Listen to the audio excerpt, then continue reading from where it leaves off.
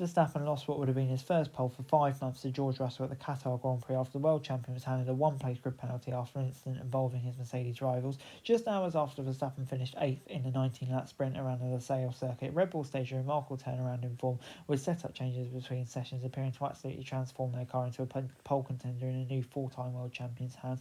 The Dutchman, who clinched his 4th successive Drivers' Championship last week in Vegas, topped Q2 but was behind Russell after the first laps of the final stage before turning the tables on the Briton with a brilliant final effort, pipping the lead Mercedes by 0.055. However, Verstappen subsequently summoned to the stewards for allegedly driving unnecessarily slowly on a warm-up lap just before starting his pole-winning attempt. TV replays show Russell, who was also on a prep lap, coming up fast behind the Rebel, having to take sudden evasive action onto the turn 12 curb to avoid crashing into the back of Max. Russell labelled Verstappen as suitably dangerous over the team radio. After speaking to both drivers and reviewing the array of data streams and on-board cameras, stewards ultimately upheld the charge and handed Verstappen a pole, losing one-place grid drop. With the decision reversed the order of the front 2 starters, sprint 1-2 finishes, McLaren stayed on the second row with Lando Norris ahead of Oscar Piastri. Norris' Kiefer is compromised by a mistake at turn 5 on his first attempt when the Briton went wide and put wheels into the gravel. He was just saw him finish just over 2 tenths away from Verstappen.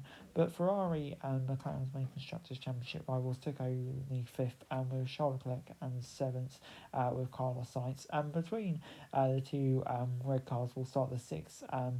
Lewis Hamilton, who of course will drive for Ferrari next year, but once again not quite on the pace of Russell, finishing 4 tenths adrift of Russell in sprint qualifying and a similar margin in this session too. Fernando Alonso performed well to return to the top 10 in 8th, while Sergio Perez was also back in the Q3 positions in the second Red Bull, a mini recovery from his richest start to the weekend in the sprint events. However, the Mexican 9th place finish still paled in insignificance, 0.9% off Verstappen. Magnussen enjoying an Indian summer to his career, with Haas took 10th after his teammate Hulkenberg unexpectedly dropped out in Q1. But we threw kitchen sink at everything and it worked, is what Christian Horner said after a disappointing sprint. Having qualified a distant 6th on Friday, Verstappen finished only 8th, struggling behind Hulkenberg, and was dominated by the faster cars in front. On sprint weekends, the team car setup is initially condensed into one sole hour of practice, but changes can be made after the sprint race. The break in session seems to work wonders for Red Bull, although not even Verstappen had thought they would quite re-emerge as pole contenders,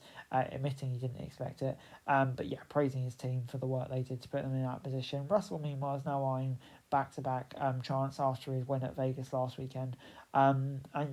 Praising his form at the moment, which I have to say is very impressive. But McLaren's near perfect start to the weekend may have suffered its first setback in qualifying, but the constructors' leaders remain in contention, having increased their lead to 30 points. So if they can outscore Ferrari by 15 points, they will be Constructors' Championship, and they're in a good position to do it.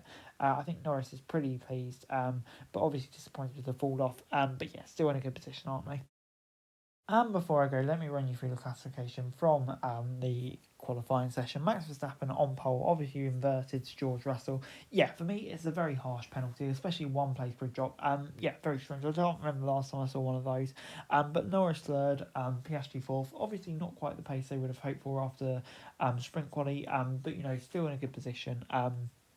And the constructors, Ferrari just behind, they kind of have to take advantage and move forward of any errors that may come. Otherwise, they're bid for win the constructors. Looks pretty tough. Hamilton 6th, way off again. I think he'll be disappointed with that. Pleased to probably separate sides. But Alonso, great job from him. Kind of seemed to come out of nowhere.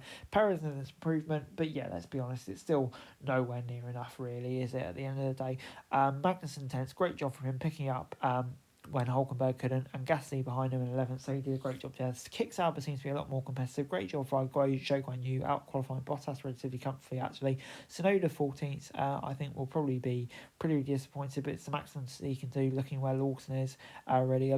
Stroll miles off Alonso's pace will be really disappointing for him, and Alonso has a great opportunity to score some points, but the Williams once again just not having any pace. And then Hulkenberg and Ocon are way off their teammates. Hulkenberg definitely an anomaly, but it seems to be happening more and more often with Ocon now, which is a bit weird. So anyway guys, that's it for this video. Thanks very much for watching. Remember to like, share and subscribe. Follow us on our socials, link in the description below for daily F1 news, meme and content. Subscribe to our other channels on screen right now, that'd be greatly appreciated. Thanks very much for watching. Peace out.